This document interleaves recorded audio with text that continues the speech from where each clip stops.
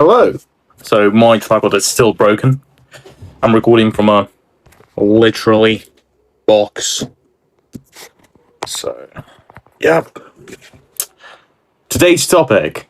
Today's topic is genuinely just me talking about like gym goals and just how bodybuilding, powerlifting, in general, just gym changes your lifestyle and how to manage to have both. Like I know, like the topic that I don't know much about personally. Seems so, because I I have social life, but not as much in comparison, you know. But to be honest, to have you all have priorities. Let's just say that. Um, and it just genuinely depends on what you wanna from life and what you wanna from this path that you're choosing, you know. So yeah, let's just start talking about sacrifices, about like something like alcohol, cigarettes, night outs, and in general, just how gym changes your lifestyle. So yeah, first of all, gym. If you're really passionate about it, and if you're really into it, and if you want to spend your life going to the gym and just make it kind of your main bit of sport and just uh, progress, then you have to understand a few details. If you want to stay consistent all year round, like relatively lean, like 15% body fat, for example, it's achievable to maintain all year round. Something lower is just extreme level of dedication, and it's not healthy for you. No, it's not. It's just not. And people who lean all year round more likely either doing this because of their traumas and stuff, but if they keep progressing, it's just one of the signs that they might be on roids. Like, just might say that if you lean all year round, and if you stay lean and still progressing in a weightlifting, in a bodybuilding, like size wise, you're not natural. Simple as this. You're not natural, or you have one in thousands genetics, for example. So yeah, um, that's why you have to have uh this kind of lifestyle. So for me personally, I have bulk. I'm eating wherever I want. I've done kind of clean bulk this winter. One sucked. Like it was bad. I haven't progressed enough. I felt like shit. I had no energy, and I still was eating less than I would usually do. Yeah, in terms of like overweight, I was much healthier as fuck, like genuinely. But to progress, I kind of have to sacrifice bit of a health wise, you know, because last year I was 89 kilos. Yeah, I wasn't healthy. I was fat, genuinely overweight. But this year I was 82. I felt myself not as fat, but still I had no progress. My working weight started going down, and just I had not enough energy. So yeah, it might work for someone else. It's just not working for me. I'm just saying, clean bulk is not for me. It's not working for me, and I doubt it will work for me. So yeah. Um,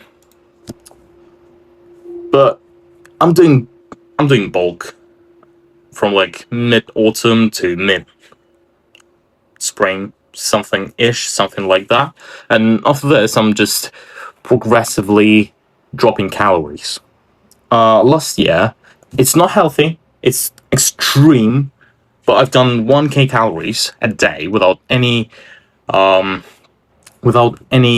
cheat days and stuff, which is questionable. But I had results. And I was pretty happy with this. I felt probably after cut, I felt the healthiest I've ever been, because I couldn't eat fat food. I couldn't eat like chemicals and all this crisps and chips and just whatever. I just couldn't because it was just, and I still have this, not as much, but still, if food is too fat for me, I just will not be able to enjoy it. I will not be able to eat it properly. So yeah, it's kind of building up good habits. And we're gonna talk about habits a bit later on in a video as well. Actually, straight off this topic. But yeah. In short, you have to make sacrifices. To be number one in any sport, you have to make sacrifices. In social life, in everything. For example, now I'm on a cut, and because I just moved back, all those barbecues and stuff, I still tried to manage calories, and I still was losing weight, but not enough. Not enough, on my opinion. That's why since this week I stopped eating anything apart from rice and meat, like genuinely, nothing else. Just salad, rice, and meat. Nothing else. No barbecues for me. No, I mean, just meat, but nothing fat. Genuinely, just nothing at all. No crisp, not chip. No sweets. No cakes. Nothing like that. And I will have results. And that's what charging me and just charging my discipline and charging me as the one who want to progress. I will have progress, and that's why I have to make sacrifices. And you have to understand that. Because in this world, unfortunately, without any sacrifices, you're not going to achieve anything at all. Which is sad truth. So, yeah. Now let's talk about habits that gym actually creates, that gym environment and everything it creates habits. So let's talk about it now. So, habits. What kind of habits do we have? First, meals. It's food. It's always about food. So, as I said, me personally, I have a habit that I cannot eat too fat, and I will genuinely feel sick. If I haven't had a lot of food but it's fat, I still will feel sick, and I wouldn't feel great. So, yeah, it's one of the good habits, because your brain saying that, no, it's too fat for you, and you shouldn't eat it. So, yeah, which is good. And in general, just meal habits, food habits in general, you just start eating cleaner. You feel like you're not capable of doing like proper bulk. Like I didn't want to do proper bulk this year only because I didn't want to eat really fat food. That's genuinely only reason, because I thought that it would be nice if I would still have results, but with a clean food. Apparently, I cannot, because not enough fat and not enough fuel for your body. Because you start working more, and your body just cannot keep up with the pressure on it, with pretty much same energy resources as you had on cut. So yeah. As I said, might work for someone else, just not for me. Second, anatomy and just your physical understanding of your body. If you go into the gym for let's just say 3 years, I'm going to the gym like already for about more than 4 years at the moment, and you start understanding your body more, and you can understand when you can go to failure and how much energy do you have. When you need rest, when you need to seek doctor, yeah, it's really debatable, because if you just go into the gym for 4 years, and you never train properly, you just, bro split and you just ego lift all the time, obviously it's more likely that you will not have this habit and this understanding of your own body because you haven't actually listened to it yet. So, yeah. Yeah, but still, you're more likely to have it as well because you're training and you still can feel your muscles. Muscle connection is really good, and muscles, which is other good thing, it helps you from cancer, for example. Yay! Interesting fact. Just it prevent, if you have more muscle, it's less chance that you have cancer. I've read about it like a few times, but not in depth. So there's not gonna be lecture about it, unfortunately. But yes, it helps with every aspect of your life. Genuinely, it's really good habit to be consistent, to be disciplined, to actually be able to progress. You can apply all these changes in your body, in your lifestyle, in a gym, do everything else in relationship, work, everywhere, genuinely. So, yeah. And topic number 3. Topic number 3, it's energy. I know a lot of people start taking pre-workouts and having caffeine addictions and stuff. It comes from a person who had this problem for a really long time, and I still have this awful pre-workout that I'm not using already for a year, but it was too expensive, so I couldn't just put it in a bin. But yes, this is pre-workout that I overdosed on, like genuinely. I took 2.5 scoops of it, maybe even more. Yeah, 2.5-ish. And it wasn't regular portions. It was. Let me show you. So, it smells like shit. So, is this like regular portion? Is this?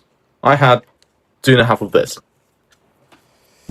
and large Red Bull as well. No zero sugar. It was proper Red Bull. Let's just say that. Just of caffeine worth, I had 1.5 grams plus other stimulants. I nearly died. I haven't seen doctors about it because I recovered fully because I quit energy drinks and pre-workouts straight after this. I've never used this thing after. So yeah. Energy. A lot of people have problem with energy in the gym only because it's lack of motivation and it's lack of consistency. It's lack of discipline. It's other priorities as well. Because if you have more priorities towards work, like it's completely fine. It's up to you, but you just have to manage to go to the gym as well. You want to go to the gym, but you have other priorities. Then just go instead of, for example, 5 times a week, every time after work, go there like 2 to 3 times, and you'll be fine. You will not achieve something, but you will be in good conditions, and you'll be with good health, and you will have more likely enough energy because you have enough sleep, you have enough rest, and you have enough time for yourself as well. And most of the people mistaking your emotional energy, like social energy, like just willingness to wake up and stand up, and physical. Because most of the time, people cannot force themselves to do anything only because they just emotionally tired of everything and they don't want to do anything. How to deal with this? As I said, manage your time. Just go to the gym when you feel like it.